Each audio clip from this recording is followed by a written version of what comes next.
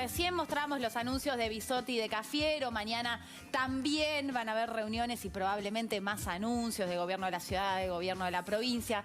Todas las autoridades sanitarias están preocupadas por este aumento de casos que hay en el país y esta circulación comunitaria que, bueno, no se puede frenar por el momento. Bueno, seguramente la preocupación también la tiene Omar Sued de la Sociedad Argentina de Infectología, a quien recibimos en esta noche en Fuego Amigo. ¿Qué tal, Omar? Cata, Diego, te estamos saludando. Buenas noches. ¿Qué tal? Hola, ¿qué tal? Buenas noches. Muchas gracias por la llamada. Bueno, se viene la segunda ola, si es que ya no está. Entendemos que mañana hay una reunión muy importante del grupo de asesores del Gobierno Nacional para, en todo caso, definir mayores medidas restrictivas. Y te pregunto, Omar, ¿qué te imaginás como nuevas medidas restrictivas? ¿Qué sería lo deseable? Mira, nosotros, el Comité Asesor tuvo una reunión la semana pasada donde se empezaron a discutir estos temas porque ya hace 2 semanas que se viene notando un aumento constante del número de casos. La ciudad de Buenos Aires y la provincia de Buenos Aires, comparado a hace 2 semanas, aumentó un 40% el número de casos y el interior ahora está empezando a aumentar también. Entonces se están definiendo justamente las restricciones de los otros países, de los países vecinos o los países con alta carga de virus con mutaciones. Y acá a nivel interno lo que tenemos es que tratar de asegurar que los casos empiecen a estabilizarse y a bajar, porque no podemos predecir lo que va a pasar en 2 semanas y qué medidas pueden ser necesarias, pero sí podemos ver en el contexto internacional que incluso con grandes segmentos de la población vacunada, si estas cepas se distribuyen masivamente, el compromiso del sistema de salud vuelve a estar como hemos estado temiendo meses, digamos, el año pasado, al comienzo de la pandemia, ¿no? Omar, hace un ratito cuando Carla Bisotti anunciaba estas nuevas medidas, hablaba de algunos grandes conglomerados urbanos donde ya está circulando estas nuevas cepas, la británica y la de Manaus, y que lo detectaron a partir de estos nuevos controles que están haciendo a los turistas que llegan. Contanos un poco qué implica eso, porque lo que hablaba ella era de que es más grave que esté circulando esas cepas que las que estaban acá.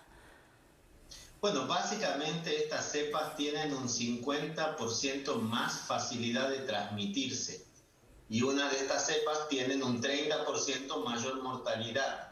Entonces, si uno tiene un número de casos determinado con todas las medidas que tiene en marcha, va a tener un 50% más de riesgo de nuevos casos que si está circulando la variante común o la variante original, ¿no es cierto?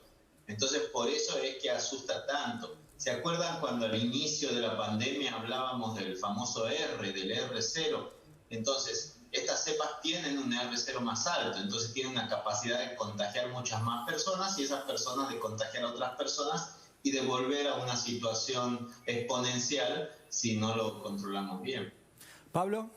Omar, buenas noches, ¿cómo le va? Yo sé que es un dato difícil de obtener, pero ¿hay alguna idea aproximada respecto del impacto del regreso a las aulas? La verdad que es difícil, pero es claro que el número de niños con infección ha aumentado en las 2 últimas semanas. Tenemos en este momento un 10% de todos los casos que vemos cada día se sitúa en menores de 10 años. Hace un mes esa situación era de un 7% de los casos, o sea que podemos decir que en estos niños también hay un 50% de aumento. La infección no es solamente en los adultos. Afortunadamente el porcentaje de personas mayores de 60 se ha achicado un poco, que es justamente el porcentaje de mayor riesgo de morir y posiblemente por las medidas, por el cuidado, por la noción que tienen las personas mayores de mayor riesgo y también en un pequeño porcentaje, en particular en los mayores de 80, por las campañas de vacunación que ya alcanzó a más del 50% de los mayores de 80. Omar, yo te pregunté al principio medidas deseables, porque entiendo que es distinto a las medidas posibles. Y digo esto a propósito de lo que puede presentar la sociedad como resistencia a algunas medidas después de un año y pico, ¿no?, de pandemia. Sobre todo, no sé, nosotros salimos aquí del canal y en Palermo vemos los bares repletos de gente y demás. ¿Qué pasa con la conciencia individual? ¿Hasta dónde se puede llegar? ¿Vos te imaginás la posibilidad de un confinamiento o lo ves absolutamente como algo descartado? Eso es una discusión más política que médica, ¿sí? La discusión de si el confinamiento es factible de ser realizado en el país, de si hay un humor social que lo tolere, de si va a ser posible sobrevivir la economía en un país tan golpeado después de un año de pandemia y ya con una situación económica mala desde el inicio de ese año, es una discusión mucho más política que técnica. Hay países que han tenido que volver a estos confinamientos y hoy Santiago de Chile y varias otras ciudades del vecino país están en fase 1 y ni siquiera este fin de semana podían salir ni siquiera a hacer compras, ¿no? Claro. Recién a partir del lunes van a poder salir al supermercado. Esperemos que no sea necesario llegar a esta situación, porque en ese país las terapias intensivas están al 90%, aquí por suerte todavía tienen espacio. Pero depende, como decías vos, de la conducta individual. Podemos hacer un montón de cosas para evitar tener que llegar a medidas que tengan un fuerte impacto comercial. Y esas medidas importantes son, si uno sale, salir solamente con la gente con la que convive, no ir a comer con amigos o en grupos hasta que empiecen a bajar los casos.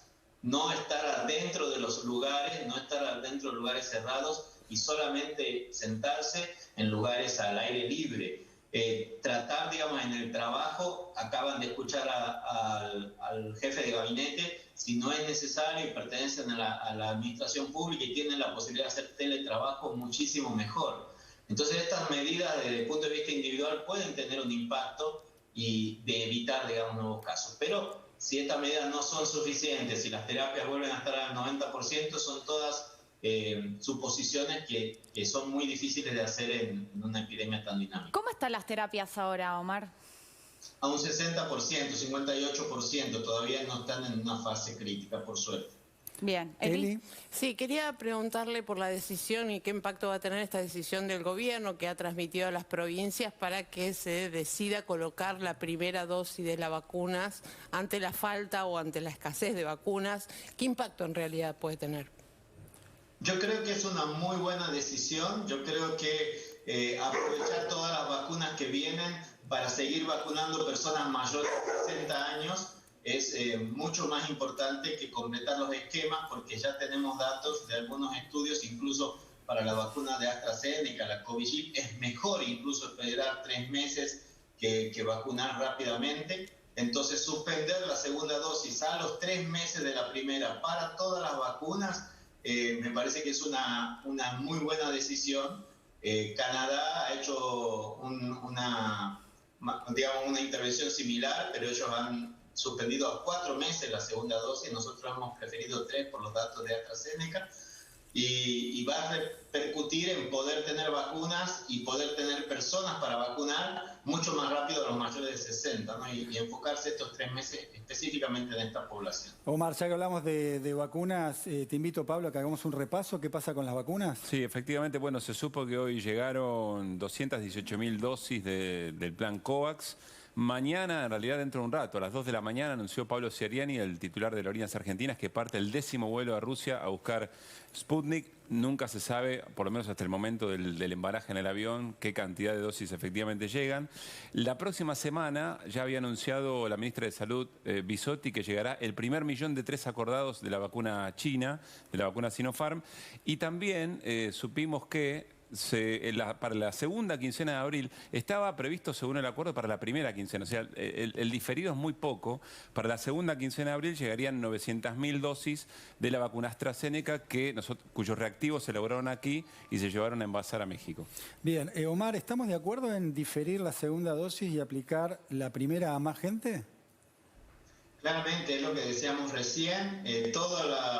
Los integrantes del Comité Técnico estuvieron de acuerdo, y la CONAIN, que es específicamente la Comisión Nacional de Inmunización, en la que evalúa los datos y toma la decisión de hacerlo, porque sabemos que los anticuerpos demoran digamos, o permanecen en el cuerpo entre 4 y 8 meses. Eso ya lo sabíamos de los casos que tienen COVID mismo. Entonces sabemos que los 3 primeros meses las personas van a tener una buena cobertura y por lo tanto diferir la segunda dosis va a permitir sacar de la zona de riesgo a los mayores de 60, sobre todo de cara al invierno, donde mucha gente no va a poder ventilar tanto como quisiéramos algunos lugares, ¿no es cierto?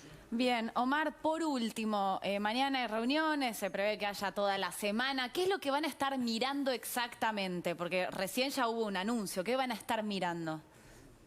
Yo creo que se va a estar haciendo el foco claro en cuál va a ser la mejor estrategia de comunicación para poder trabajar con los jóvenes, sobre todo, que son el grupo que más está creciendo en infección y el grupo que estamos viendo mucho más en la calle permanentemente. Entonces creo que se va a hablar mucho de comunicación, se va a hablar mucho también de estrategias para incentivar una vacunación más acelerada, se va a estar hablando mucho de cómo seguir el día a día en las jurisdicciones, en los municipios donde los casos aumenten más de un 20% por semana porque son lugares críticos, y en la necesidad de seguir controlando las camas de terapia intensiva como un indicador fuerte para saber si hace falta incluir más restricciones o no. Doctor, gracias por su tiempo y estar esta noche con nosotros aquí en Fuego Amigo. No, gracias a vos, y retomemos otra vez la famosa frase del año pasado de quédate en casa. Sé que estamos todos muy cansados, muy hartos de todo. Les juro que los médicos son los más cansados, pero si la gente no se queda en casa, sobre todo ahora en Semana Santa, la situación puede ser peor más adelante. Así que por favor ayudemos todos a que este mensaje llegue. Muchas gracias. A cuidarnos. Gracias. Buenas noches.